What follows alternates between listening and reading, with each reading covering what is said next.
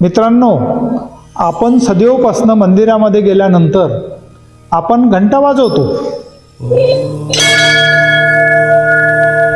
परंतु घंटा वाजवण्याचे फायदे भरपूर आहेत मित्रांनो। सर्वात आधी तुम्हाला घंटा वाजवल्यानंतर तो घंट्याचा जोपर्यंत आवाज येतो तोपर्यंत आपण ह्या अवस्थेमध्ये उभं राहायचं आहे आणि तो फील करायचा आहे, तुमच्या बुद्धीला शेवटच्या वेळेपर्यंत फील करायचं आहे। ह्यासाठी साधारणतः 20 ते 25 सेकंद लागतात। तुम्ही त्या घंट्याच्या जो खालीच उभं राहायचं, घंटा वाजवल्यानंतर घंट्याच्या साईडला पण नाही, एकदम खाली उभं राहायचं।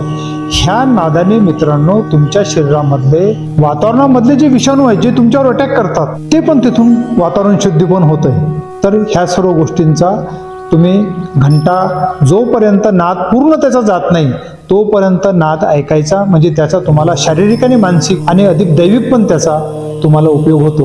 ओम नमः।